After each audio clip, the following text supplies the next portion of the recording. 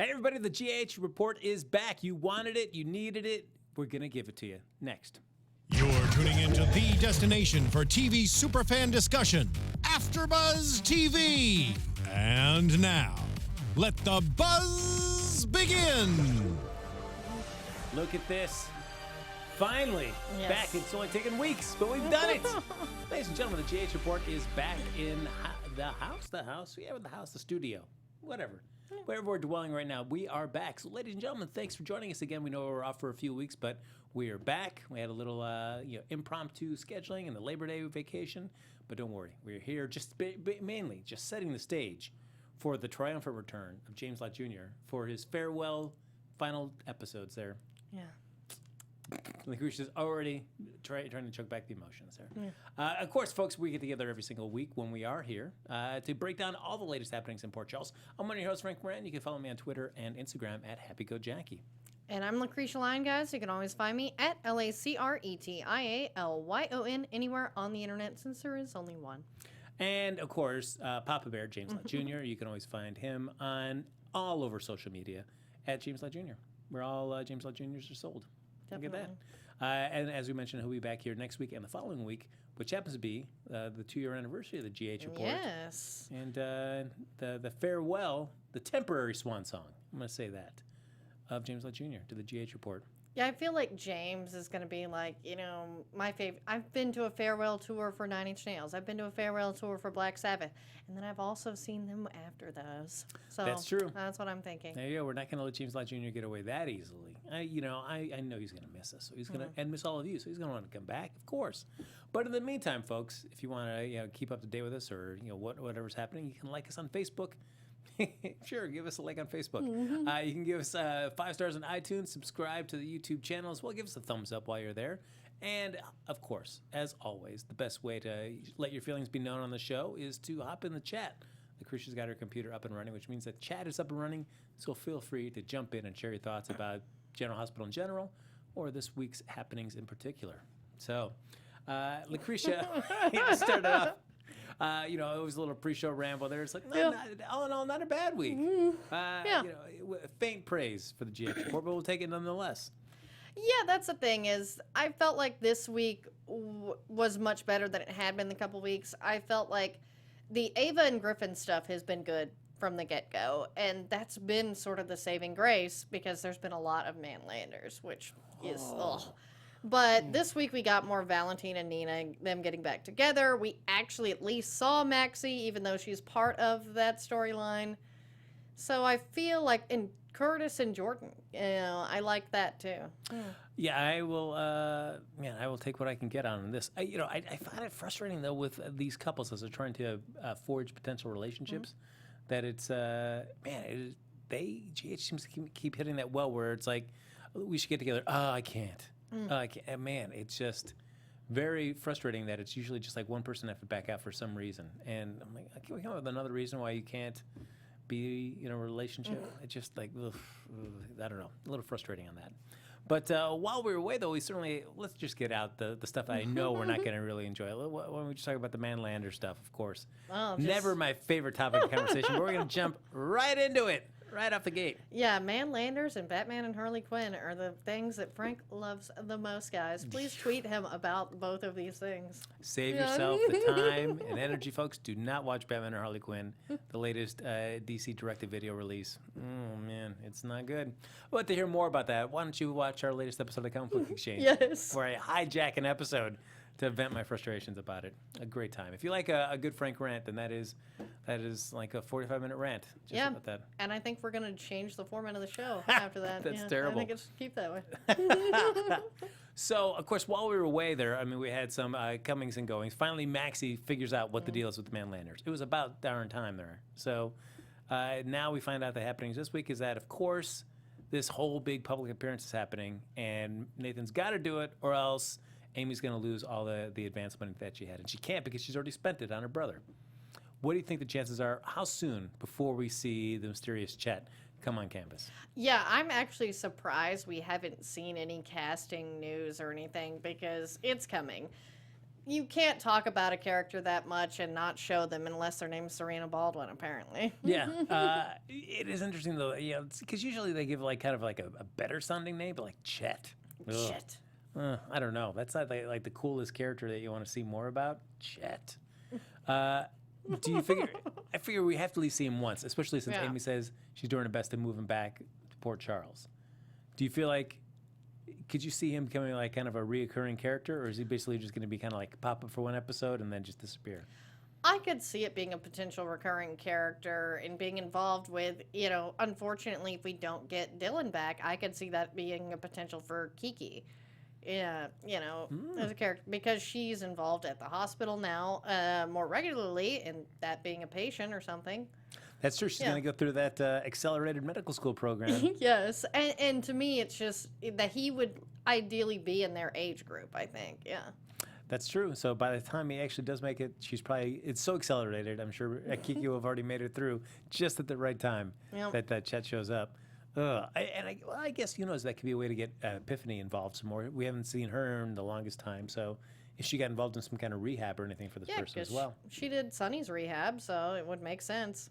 To jump over to Sonny for 1 second, for as much as he was like, oh, Epiphany's got to do some rehab with me, and he's like, yep, I kind of pushed it off for a few weeks, but I'm going to do it.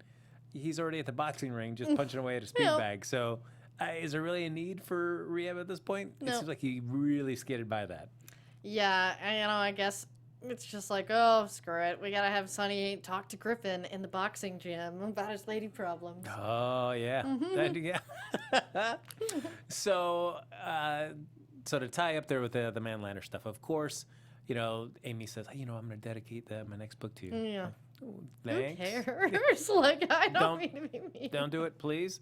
And of course they make the big declaration that's like, hey, nobody's going to talk because it's just me, Maxie, and Nina that really know the truth.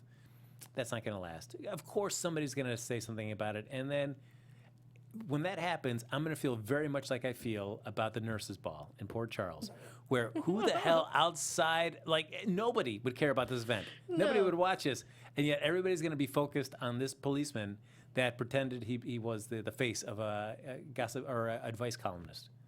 And everybody's going to be really caring about that for it's going to be much more important than it really would be. Who would care? Yeah, I wouldn't care. I mean, I'd probably slip in my number if he looked like Nathan, but yeah, it's like, oh, he's an advice columnist. You gonna bug him for that? No. It's he's just a pretty face, Man, I feel like in terms of just the media, another tangent. I'm jumping over another tangent too, since we were gone. But while in terms of media and reporters and stuff like that, for when they were wrapping up the trial with Julian, and we had Ava and Griffin in the courtroom, and the reporter just barges in, like, what? Yeah, I loved that scene though because it was so ridiculous, and Griffin was. You knew in that moment he was a little turned on by Ava just being like, no, screw you, fighting back. And I was like, oh, I love this. oh, man. It's why do they always make the media just like, they're so terrible. Like the court reporters are just like, I got to be a vulture. I got to get in there. I got to get him right in this lady's face. Show us her face. Show us her face. Who talks like that? Come on. Yeah. So to follow up with the Manlander stuff, of course, now that we have Maxie in the mix, she heads over to Crimson because she's trying to get her job back. And Nina makes it really difficult. Of course, Nina's all about, I've been betrayed, I've been hurt, whatever. So if she's trying to equate it to, what happened with Valentine, and just drag it out forever, oh, boy. But the one thing, because I don't know if you thought that was interesting, because once she left and she was Portland, Nathan and Nina had a conversation, and Nina said, all right, yeah, I'll give her job back. So she was willing to do that and said that to Nathan. So I don't know why she's putting up such a stone wall to Maxie right now. Well, and I think that's the thing is Nina had already given her the olive branch and Maxie didn't take it. So I think that maybe after that, she's just like, well, I mean, do you really want this? What are you doing? I mean, a little hurt there as well because it's like she offered you so you would be here with her brother, but you've been gone for months. So I think it's a little bit of Nina being a protective sister and being protective of herself because she didn't trust Maxie after that. Yeah, I mean, I guess. But now the task is that if Maxie wants her job back, she's got to find something that Crimson needs. I don't even know. What do you think? I mean, which I assume is going to be, can't be the Manlander stuff because they both know who Nathan is, so they're not going to do that. What do you think that she could find that Crimson could possibly need? I don't know. I mean, it could be something as silly as like save the day of some photo shoot. I'm guessing. Like, I hope there's nothing really more to that, because even though I like Crimson storylines, we just got Maxie back. I don't think that's the best use of her. Yeah. Well, it's also going to be weird too if Dylan's going to be off this campus. Yeah. Now. He was a nice part to have in the mix with that. Yeah, and that's the thing is there's been a big push in, thank you guys for doing such positive, reinforcement that, there's soap opera magazines hinting that, they may overturn the decision and keep him around. Because, too, if Dylan and Maxie are working at Crimson, that's really interesting. And, I'd like to see more of that. But, yeah, what would Maxie be, fine that had to do with this story? Oh. Yeah, and you finally just get him and Kiki together. Yeah. So, let's actually just see what that relationship could be, because they've both been in, terrible relationship kind of circles or romantic situations for the longest time, and now you finally get them together, and you're just like, okay, we don't need you anymore, Dylan. Like, no, now let's actually see what happens. It's just frustrating. So speaking of Dylan and the Crimson storylines, one of the big focuses this week was good old Morocco. Oh, God. Yes, we all had it over there, and there was a missing necklace, which I did like the really cool shot they had that just kind of tilted up of the landscape of Morocco to lead you in. Like, all right, yeah, somebody went to the stock footage of Morocco and found out a really cool travel video shot of all the little area of their Morocco that they used. But what did you think about their Moroccan adventure? I guess I didn't really understand why the other characters were involved, other than Valentine and Nina. Because that was the thing, is Valentine and Nina sort of had a story there.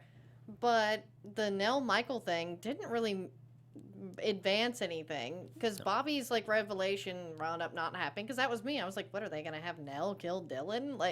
And that was the thing, is it seemed like they were just chemistry testing Nell and Dylan.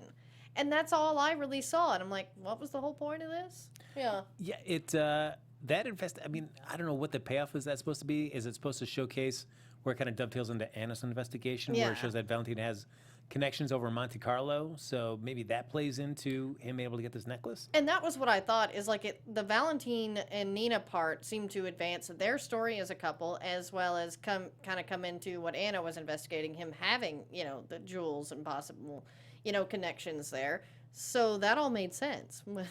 Yeah. But yeah, Nell's whole thing about being arrested happened in the span between episodes. She'd been arrested and released back, and so you never get to see we get to hear her tell about oh, it was terrible. I rather would have seen you in that, but no, we don't. We get to see you just taken away and then brought back in the course of between two episodes. Yeah, and it was what was the point of that? Yeah, it's and Michael just kind of coming in and out as he's got to go and check out other meetings and stuff. Yeah. Yeah, I don't know. That was kind of a bust of a storyline. I was expecting bigger things out of that storyline than what we got. Yeah, and that was the thing, is they go to Morocco, and as we say, Valentine and Nina and the advancement with Anna's storyline and their coupling make sense, but yeah, the Dylan, Nell, Michael thing didn't even make sense. Why were they even there? And for as much as Nina said, we've got to drop everything and we got to get there because we got to save this shoot, they were real quick to say all right, cut our losses and we're back. Yeah. If it was that important, you think you'd, even if you felt uncomfortable, there's a lot of a lot of eyes on you now, you would finish up the whole time. The whole reason you came over here was to get this photo shoot done. Yeah, and that's why it seemed like they changed their mind last minute there or something. I don't know. Yeah.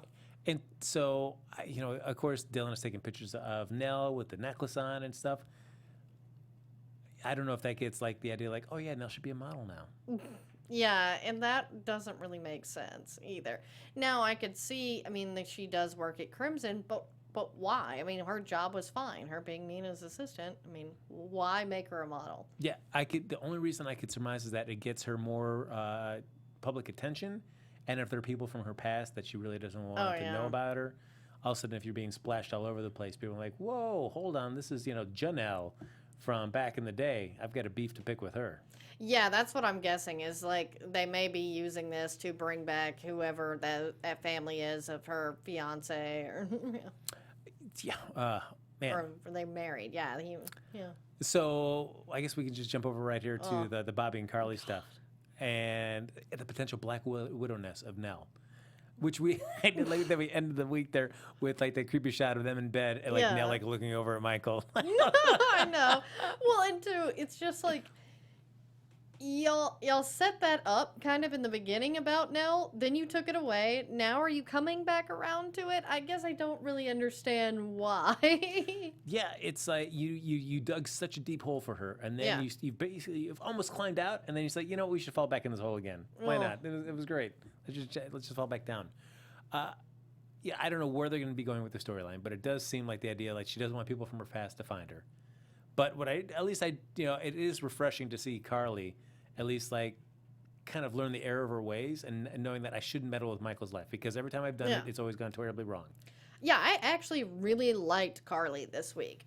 Almost every time she was in a scene, she was a little bit more clear-headed and like that, telling her mom to kind of butt out that Michael's, because she goes, I can't, do that with Nell. I don't want to push Michael away. I don't want to lose one son. It's like, these are completely rational thoughts. I don't know what happened. She woke up on the right side of the bed. I like it. And it's interesting that Bobby just won't let it go. Like, I don't know why. I don't get her issue with Nell. Like, all of what her issue was, for the most part, with Nell was sort of proven to be not the case. And while Nell was after Carly, it wasn't she slept with...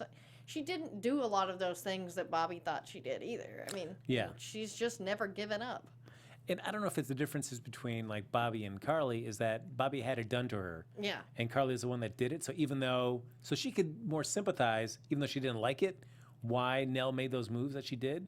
But Bobby, being the one that had that done to her by Carly, I guess is always just like, she's going to just jump to the extreme and say, you can't let this person in your life at all. And Nell doesn't even hold a candle for the crap that Carly pulled. And that's the thing is like, I think Bobby's waiting for that shoe to drop, but Nell's not as angry as Carly was. No. Yeah.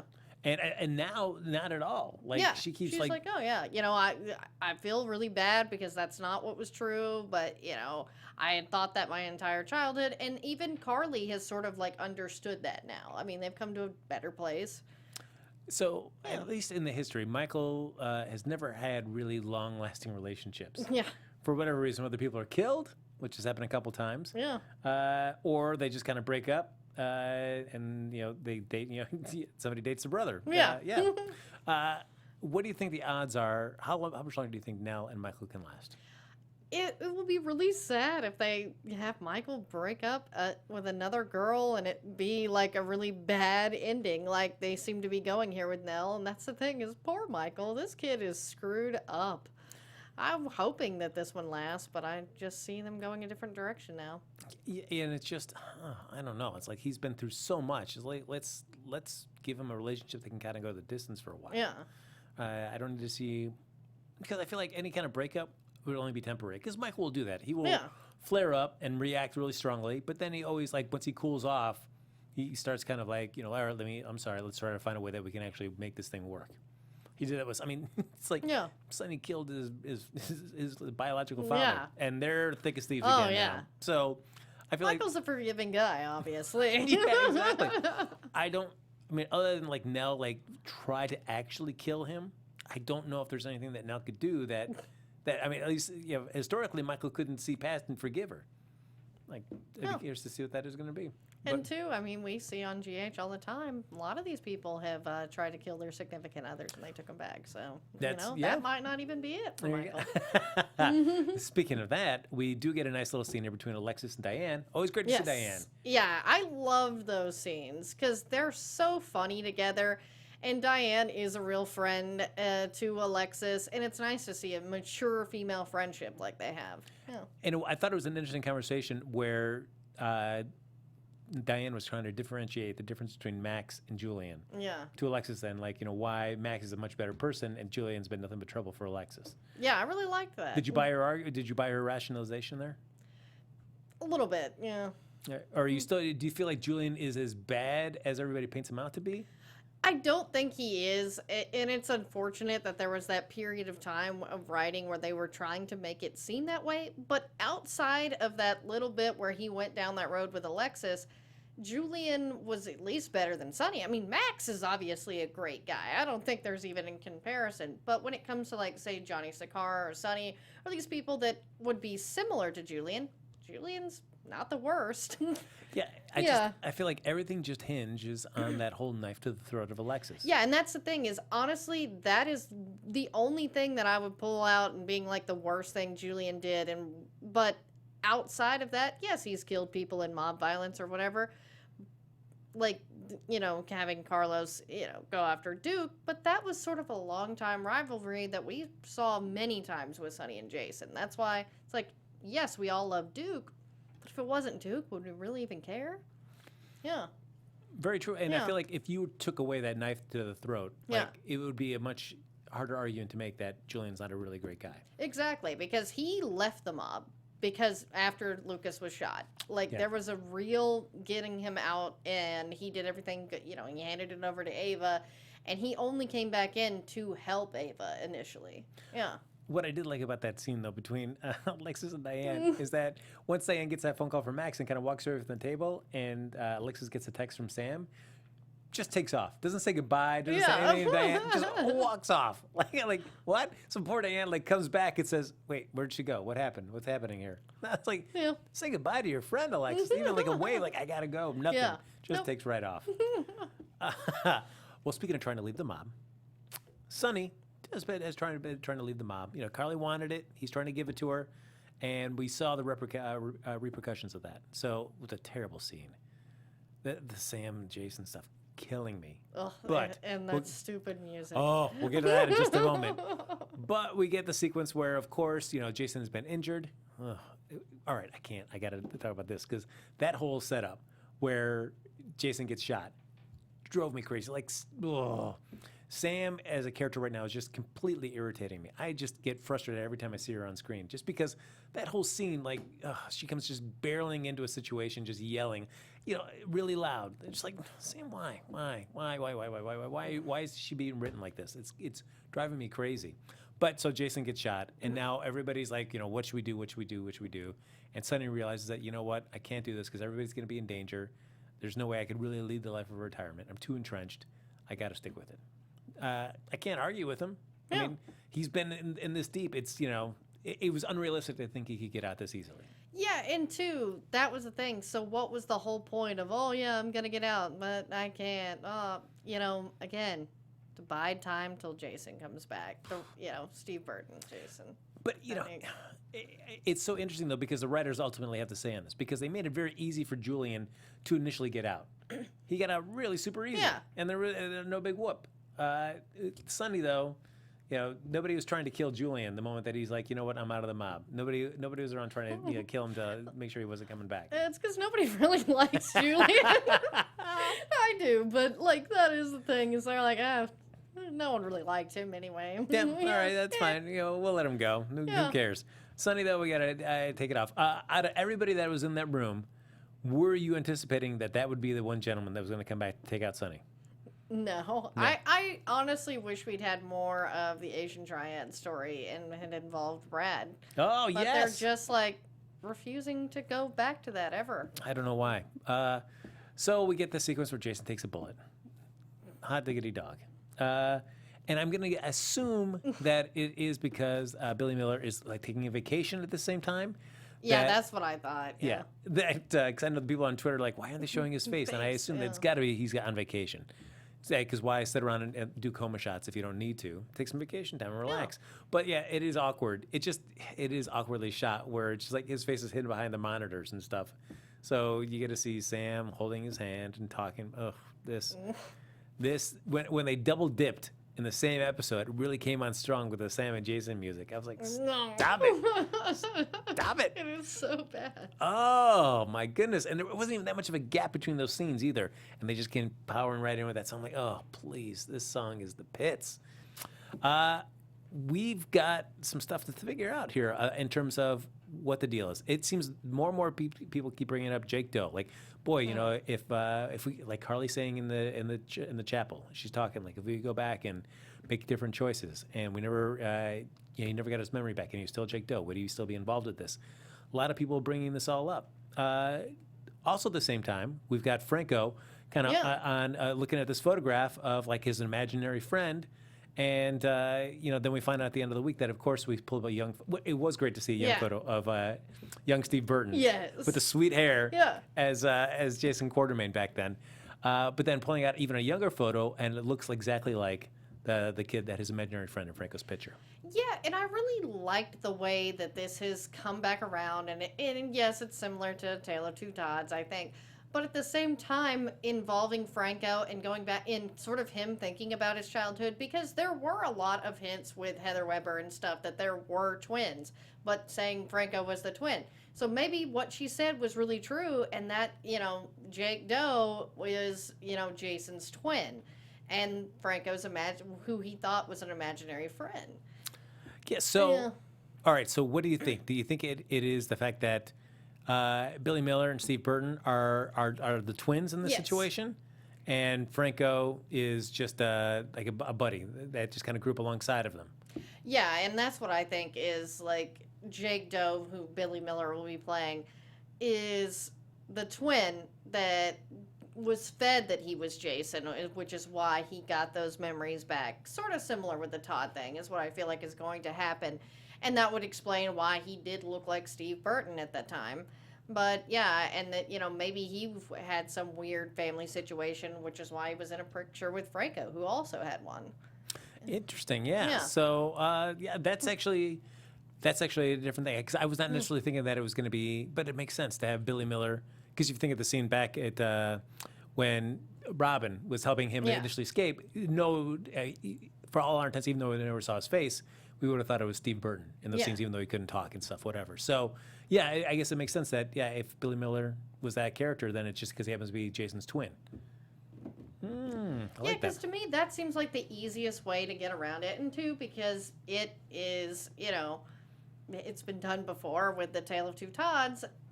But I really like the way that Franco and Jake are sort of involved with learning this, because Jake is sort of a big part to the Jason storyline and mystery, and Franco is as well. And if they are using an old throwaway thing from Heather Weber, that shows that they did their research. No, I do like it. Like, I hope that actually happens. Yeah. Anybody in the chat kind of sharing those thoughts? Yeah, let's see. Michael B wants to know, how did Jason and Franco, or fake Jake, meet? But didn't Monica and Alan raise Jason from a baby? And that is true. Monica and Alan raised Jason, but everybody seemed to believe the story that Heather Weber said, that there was a twin and that was Franco and all that. So that's what I'm thinking is that was all true. It just wasn't Franco. It was this other guy. Yeah. So instead of being fraternal twins or identical twins, and that identical twin would be the one that would get turned into Billy Miller. Yeah. I'd buy that. Yeah, well, it seems like a good story. And as I say, I'm really loving Franco lately. The scenes with Scotty. Yes. I mean, that stuff is great. So it would be, I'm liking where you're going with this, Lacretia. That's much more elegant than I was thinking. I was thinking that it was, so the kid that we're seeing in the photos is really Billy Miller, changed through plastic surgery. Yeah, that's who I think. All right. What were you thinking? I was thinking that it was Jason, but then Billy Miller would. But then that's too convoluted, because then Billy Miller would have to be somebody that would have been altered to look like Steve Burton, who then got in an accident and then was turned back to look like Billy Miller. So that's way too convoluted, I think. I think yours is much more streamlined and easy. Yeah, that's why I was like, guys, and if that wasn't what y'all are thinking, just rewrite it. It seems really easy. But I'm excited to think that the Jason Morgan / Quartermaine that we know and love still out there, still hasn't been found. Who knows what he's up to at this point? Hopefully, I assume they're not going to play the old trope, so he's not going to come back with amnesia. Yeah. He's going to come back. He's finally made it back from whatever he's been, kept him away for this entire time. Yeah, because that's what's interesting. If this is going to be our Jason, where was he? What was going on? I mean, was he at a clinic like Anna, recently? I mean, that would be our last, twin situation, but I guess the thing that's interesting about that, though, is because Helena, I mean, I guess if you, she's always seemed to be, or at least talked about him like as if he was Jason Morgan the whole time. Yeah. But so I assume that at some point that he got this one that looked exactly like him, and then made him think that he was. it just implanted all these Jason Morgan memories into him? I would don't think know. that'd be more on Helena. Who would, Helena would have done that with Jason. Yeah. Boy, that's a lot of memories to implant in somebody, though, And too. two, that would go back to her curse on Sam, is like to know that this guy isn't her Jason. That's pretty dark. Yeah, that's true. And as we talked about previously, it's going to be tougher for Sam to walk away from this iteration of Jason, because they've got Scout, so it's not going to be that easy. And the way Sam was talking about it, that'd be interesting. So, and we keep bringing up Elizabeth feeling regretful about everything that she did to keep Jason away from his loved ones at that time, and now he could be dying, and that's time that they could have had with him. Which, I don't know if that argument still makes any sense. I think it's just an easy way to find guilt for yourself for a situation. Yeah, and like Franco, he's like, he goes, and I know that Sonny and Carly and Sam are all doing the same thing. I really thought that Franco was kind of the best person this week. If I was doing my winner loser, because the way that he was there for Liz and for Scotty and for Jake, and sort of, helping Jake be there for Monica, because, she'd rather not see him, but him helping out with this project, that works.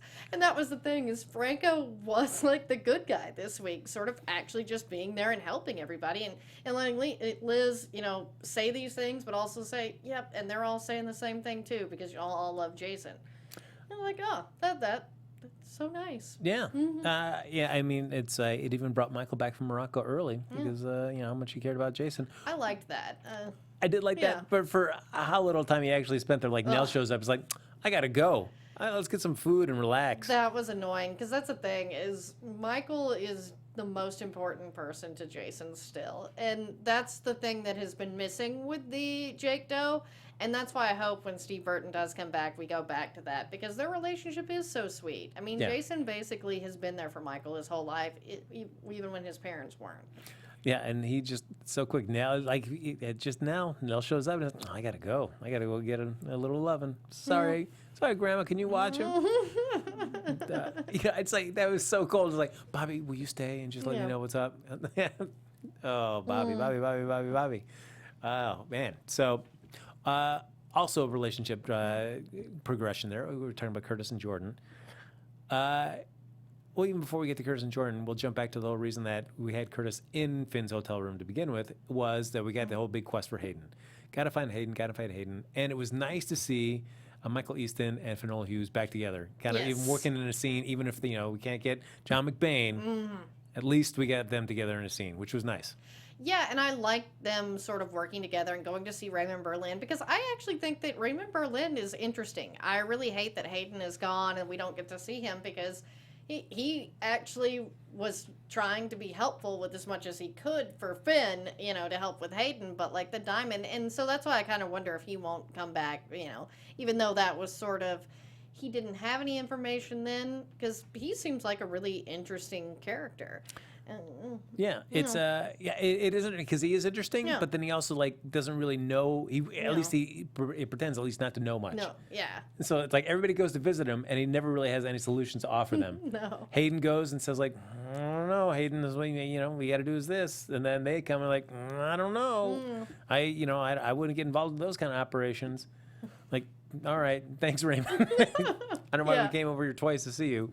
Fantastic. Oh, but yeah, it's just cool to see them in scenes. And as we say with, Curtis and Finn, and I love how Curtis was watching Roxy and stuff. Oh, yes. Yeah. So, we get that Curtis, we were wondering what was going to happen when Curtis found Hayden. And this is the worst possible solution to that, where he basically is just one step behind her, but kind of finds her farewell kind of to Finn. Cutting ties, going to ditch the Hayden Barnes identity and reinvent herself yet again. So she's left a note very nicely for Finn, and we cut away for the last scene, at least for right now, that we see Rebecca Herbst, or not Rebecca Herbst. Sorry, that's Budding. Rebecca Budding, writing this note to Finn. And we actually got her back. I was surprised we actually got her back to write this, to shoot from the scene. Yeah, I was glad that they had that, because that was a good way to set up a potential return, and certainly at least with the baby. So maybe this isn't the last, because as we say, I mean, Hayden was a great character. and her story isn't over. So it was nice to see her and it be not so final, really. But you knew Yeah. when she was writing that letter, and she writes about the baby. Yeah, you knew it was a lie. You knew it. You knew it. You knew it. There's like no way. I mean, certainly the way you kicked her off, it was not the most elegant solution, but there was no way you were going to double down on that and all of a sudden have the baby be lost too. Because I feel like you want to be able to say that, but I know the writers want to have that wiggle room that if they ever bring that back, then boom, I've got a baby here too. Look at that. So, of course, she finishes writing the letter, and then she stands up and we see she's still pregnant. Yep. So there you go. Our Hayden Barnes, to whoever she is now off gallivanting around the world. I still don't buy this whole, like, her writing this letter and the rationale that she took out from Finn. Still doesn't even make sense. It doesn't. It's like, oh, I just, I didn't trust you. Like, okay, why? So why are you leaving then? I don't understand. So reasons I will not understand, and it's going to be really interesting to see. Fingers crossed that they could actually get her back. They actually realize they made a mistake and bring her back on the show to see how that introduction is made again. I'm sure by that point Finn is going to be in some other kind of relationship. Though looking at the canvas right now, who could you see him getting involved with? Yeah, that's the thing is he has chemistry with a lot of people, but they're already involved because, as I say, he has got Michael Easton and Maura West had great chemistry. But I don't really see those two characters really getting involved. Or he has good chemistry with Carly. But never get involved with Carly because you're going to die. Yes. There's very few ways of getting out of dating Carly or Sonny if you're not Carly or Sonny. Yeah. That's true. It's so I don't know who is existing right now that he could be in a relationship with. Yeah. It wouldn't. Yeah, there's just nobody right now. So, maybe they bring in another character. Who knows? But for right now, I mean, it was interesting. They said he went away for the weekend to rehab, just just to focus up, just make sure he was doing okay. But in the meantime, he turns over, Roxy's care to Curtis, which that whole sequence was just so corny.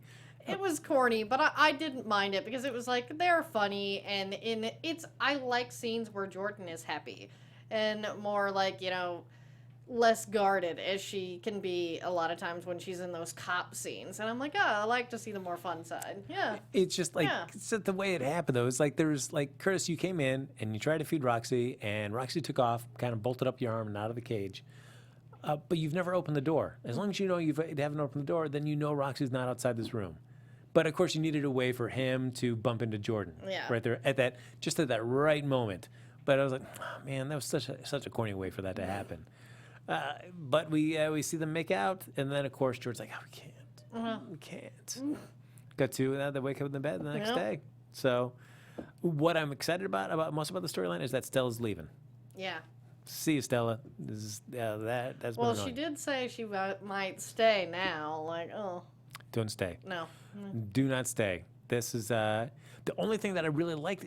I like that first scene where she comes and drops in on Curtis when she first arrived on the show, and then there's a number of really good scenes that episode with her and Curtis talking, and I'm like, all right, this is really nice. Yeah. But then as soon as Jordan came into the mix, Stella became really unbearable for me. Yeah, and just unlikable because I see your point, but just the way that you treat your grandnephew's mother is yeah. So it's and then you couple on that, then you had to get her looped up into the whole Mac and Felicia in the park. Oh man, you were just piling on reasons why I don't really want to watch more of this character, which is a shame because the actress is great. But please don't stick around, Stella. No. Just take off. I agree to disagree with everybody. You may not like Jordan, but you gotta love Curtis and you gotta love TJ. So for the sake of it, you gotta shut your mouth and just support it. Yeah. Goodbye, everybody. Nope. We're taking up now. That was it. Bye, everybody. We did see Valerie a lot lately, and a lot. I feel like this is our fault about the Valerie and Christina thing because we're the ones that pointed out at the nurses' ball. It's they got some chemistry. I thought they were gonna kiss. And I think they were like, oh, well, yeah, we're going to actually make them kiss. Yeah, so, I mean, we get to see, Christina volunteering to help out by watching Scout, so Sam can have some time at the hospital alone with Jason. So while they're out there, we get our old flame, the doc, the teacher shows up, and then of course Valerie shows up as well. So I like that Valerie just lapses right into girlfriend mode with Christina in that scene. Like, I'm just gonna keep the bit that I had going over from the floating rib going right now. Yeah, and that's why I feel that Valerie has feelings for her on some level, and it's very obvious that Christina was more interested in Valerie than Parker in the last couple of scenes, because the way that she looked when she saw Valerie was like she's into her. And there was another moment where they gave her a look that I'm like, she's really into Valerie, and I actually kind of like this. Which if they want to do that with Valerie, and kind of make it her very her sexuality very fluid, I'm totally fine with that. And in a way, I actually kind of like that. That seems like a more appropriate pairing. Yeah. With Christine, because I still, with her and Parker, it just still seems like such a weird age gap in there. It just looks odd. Well, and that's the thing, is they were hesitant to put Christina with Nathan Parsons' character, Ethan, because, Lexi Ainsworth looks so young. And he was way closer in age. That's why I think it's so odd, because she really hasn't aged that much. She still looks so young. And that's why it's a little odd. If she looked older, then it wouldn't seem so weird to me. But Parker does look significantly older than her. Well, it looks great for her age. It just it feels a little bit predatory just with the look. Very true. Yeah. I know, because some people even say that about Franco and Liz, and I'm like, they're close to the same age. Yeah, because Becky Earps, man, she looks so young. Yeah. Yes, she looks fantastic. So, because last week we had the big, huge. Oh, I do like they shouted out how progressive the floating rib is by having an all ladies night there, and I did like Valerie when she realized what she's been invited to. She looks around like, well, there's a lot of women here. Wait, there's only women here. Yeah. Oh, all right. But, as much as that, she was like, why am I here for this? She really was willing to hop in and help Parker feel a little jealous. Yeah, and that was the thing, is I'm like, I really liked Valerie in that scene of like, oh, okay, well, cool. Then he goes, now I'm not going to be hit on by skeevy guys, and just went with it. And then when she realized Christina liked her, it's like she wanted to be a good friend. And two, Valerie made up with Lulu, so I think that this character, they finally got where she belongs, and it might be a really good storyline for her. That would be, I mean, if they wanted to pursue her, maybe kind of, opening up, and thinking about her own sexual identity, that would be cool. I'd be completely down for that. I wonder if, but with Valerie, I feel like other than bringing her around to kind of drive a wedge between Lulu and Dante at the beginning, since then it's always floundered, what we're going to do with this character. So it doesn't, I don't know. Yeah, and that's the thing, is I think they were keeping her on because she was a Spencer and a cop, which could be used. But at the same time, they just didn't seem to know what to do with her until now, if that's what they're going with. And to me, that's a good story. Yeah. It is interesting for as much as Bobby was just very protective of Valerie. Yeah. When's the last time you saw a Bobby Valerie scene? Exactly. We've had a lot of Bobby with no scenes with Valerie. Yeah, you would think this is somebody you look out for. This is your older sister's little girl. You'd think that they'd be really close, and as much as Bobby will name check that occasionally, we've never actually seen a scene of them. And let's get Bobby mixed in with Valerie and do some more scenes. That's pretty much a mother figure now to Valerie if they wanted to play it that way. Yeah, because that's the thing, is who's Valerie going to talk to? Other Bobby, Lulu. I mean, but I feel like Bobby would be a better fit because her and Lulu just now made up, because she may be having these feelings about Christina. What an awkward meeting that was inside of Kelly's, though. It's oh, we're just doing a little family gathering, a little small family affair. And then just Valerie's face, oh, I get it. I know I'm a Spencer, but... and it's always great when you get to hear a character kind of rehash a soap opera storyline, and just it sounds so bonkers in the retelling. If you were sitting there in Kelly's listening to these two women talk about their past, and then I try to have somebody almost get you out of town and almost burned you to death. I'm like, what is going on with these two weirdos? Yeah, it's oh, bitches be crazy. So we get a little bit of Monica this week too, as well, which I feel like we're going to get a lot more of her as the whole who is the real Jason Quartermaine / Morgan storyline starts coming to front. But, I guess we're going to run into the same thing. It's we've really been dialing in now. The Jason Quartermaine stuff has been pretty much kind of swept to the side, and it's really been focusing on his relationship with Carly and Sonny and, to Michael to some extent. Yeah. But if the real Steve Burton and he turns out to be really Jason Morgan, we're just going to be just in store for more of this. You know, that as much as I'm excited to have him back, I'm still kind of like, we're just going to get the kind of scenes that we're having here right now. Yeah, and that's what I hope that they change, is him actually having the Quartermaine memories and trying to get some of that back. Because if Jason just goes back to being Sonny's hitman, it's like all this was for nothing. And I would actually like it more if he had more of the Jason Quartermaine memories, because it feels like Sam and Billy Miller's version of Jason Morgan are going to be so tough, or so entwined now, that it's like to have him come back with more of his memories intact, so he feels like, well, I can explore other possibilities in my life, because this one seems to be kind of taken away from me, at least for right now. So it'd be interesting to see him kind of, you know, that if they had Sabrina still on canvas, that could be a relationship there. Jason Morgan / Quartermaine, you know, that'd be interesting.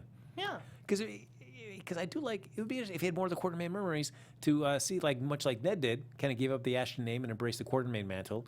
Would Jason Morgan come back and realize, like, wow, I remember the Quartermaines a lot more, how much I was connected to them, see the state of the Quartermaine family now, and decide, like, you know, I should maybe take back my name as well, become Jason Quartermaine again. Yeah, and that would be great, because, like, you know, to honor his father and his family, and that would make more sense, because that was great that they did that with Ned. Yeah. You know, because, like, this is, like, the best possible situation for people who love, you know, Jason Morgan being involved with Sonny and Carly. You're going to get to have that. And if you want, always been kind of hoping that the Quartermaine family could kind of get reestablished as the preeminent family in Port Charles. Now you can have Jason Morgan come back and also be Jason Quartermaine. So you can have two Jasons doing two different things and still please both fan bases. Yes. Yeah, it's like, okay, and don't break up Frizz though, guys. I know you Liaison fans want that, but it's like, I like her with Franco. I know. And it's so frustrating. No, that's true. It's going to happen. If that comes back, you got to feel like all of a sudden, you know, especially if Jason Quartermaine starts kind of, or Morgan Quartermaine, whatever he says that, it kind of shows that interest in Liz for the first time. Like, he's kind of pursuing her. Yeah. And then you can see it's just going to be scenes of Franco just, you know, because when he gets jealous, Franco is never fun. Dark face, no, yes. And he's been doing so good. I know. That's the thing, is I'm like, Franco's such a good guy right now. Let's not take it away. And but I do like that idea that he's so connected with Liz, because if they're raising, because he's basically, stepping into like a fatherly type of role with Jake. Yeah. So it makes sense for those three to be really interconnected. Because I could see, like, you know, Billy Miller, once he finds out, oh wait, I'm really not Jason Morgan. Yeah. I'm just I'm a twin, really dialing in on Sam and Scout. Yeah. And Jake, it's like, you know, I got a soft spot for you, but you know, you're not really my son. You're really this other Jason's. Yeah. And so it makes sense then Jason and Liz really setting up now why I can see why they're really playing up the Franco stuff, because that could really be a nice triangle between the three of them. GH, look at what you're doing. You're setting up triangles all over the place. I know, we're writing these stories. That's here. right. you guys want to pay us for these? Yeah, we'll just hang out in the writer's room. You know, we'll just spitball. Yeah. So as we're getting ready to wrap up this week here, what are you thinking? How soon now? Because we talked about it for a while, and now we finally get to see a picture of young Steve Burton. How soon does he arrive on canvas? Well, it says September 19th. Tuesdays, there was a little motorcycle promo saying September 19th. So, is he going to ride in town on a motorcycle? I'm guessing that, you know, they're really playing up the old Jason Morgan on a motorcycle motif. But all right, what do you think? What hairstyle is he going to show up? Well, I guess he had some more of like this usual buzz crop when he left Young and the Restless, right? Yeah. So I still, you know, I know people weren't a big fan of it, but I kind of enjoyed it when he was off the show for a little while and he came back and he had the long hair. Yeah. And then he ended up cutting it back down. But I kind of liked him with the longer hair. Yeah, I like him like with the haircut more like Franco has. Like, yeah. Yeah. You know, like, let's see him. I hope that he's growing out his hair or something. Yeah. Don't come back as a buzz cut Jason Morgan. Let's see a little bit different here. A little bit of that boy band hair he used to have. Yeah. Yes. Yeah. From the photo. I would be a big fan if he came rocking that little deal. I was like, yes, let's do it, Steve. So, all right, September 19th. I'm excited. I got to. I've been watching it on Hulu, so I didn't see that promo. Yeah. So, all right, I've got my my DVR already set. I'm making sure September 19th. Cool. So, ladies and gentlemen, I think we're getting ready to wrap it up. Any last thoughts about this week? I think that was it. Yeah. You know, I mean, we got to clear the deck because, you know, there's other shows coming here at AfterBuzz. Plus, we also have to start preparing here because, James Lott Jr. is coming back. Yes. 2 weeks. We've left a mess here in the studio, so we got to clean up, make sure. Papa Bear's coming home. We don't want him to come back here and find out, all the messy stuff that we've been going on, the parties that we've had. A lot of, don't tell him. Yeah, goodness gracious. So we got to clean up and get everything ready because we'll have him back here next week. And then September 24th, the 2-year anniversary of the GH Report and also James Lott Jr.'s farewell show. I think he's working on maybe a special guest. We all hope it's Donnell Turner, who will be doing the whole show entirely shirtless. I think that is James Lott Jr.'s dream. Let's see if we can make it a reality. Yeah, guys, tweet Donnell. Come to the GH Report completely shirtless. For the entire episode. So, ladies and gentlemen, thank you so much for joining the GH Report. We've done it once again. We missed you the past couple of weeks. Thanks for sticking with us during that little brief late summer hiatus. Yeah. But we're back. We're back, and we're not going anywhere. As much as you may want me to. You don't want Lacretia. You want Lacretia to stay. You may want me to go, but I'm not going. I'm staying. Just to annoy all you folks. But in the meantime, folks, you can like us on Facebook. I guess. Like us on Facebook. Yeah. Why not? Why not? It's the GH Mini Spotlight there on Facebook. Yeah. But give that a like. You can also check out the YouTube channel. Give us 5 stars on iTunes. Subscribe to the YouTube channel while you're out there. Give it a thumbs up if you'd be so inclined. And if you want to continue the conversation with us even after the show's over, Lacretia, where can they find you? You guys can always find me at LACRETIALYON anywhere on the internet since there is only one. And folks, you can follow me on Twitter or Instagram at HappyGoJackie. And until next week, have a great time in visiting all the residents in Port Charles. And we'll see you back here next Sunday night with James Lott Jr. right here in this seat, breaking down all the happenings on the GH Report. Till then, have a great week, everybody. From executive producers Maria Menounos, Kevin Undergaro, Phil Svitek, and the entire AfterBuzz TV staff, we would like to thank you for listening to the AfterBuzz TV network. To watch or listen to other after shows and post comments or questions, be sure to visit AfterBuzzTV.com. I'm Sir Richard Wentworth, and this has been a presentation of AfterBuzz TV. Buzz you later. The views expressed herein are those of the hosts only and do not necessarily reflect the views of AfterBuzz TV or its owners or principals.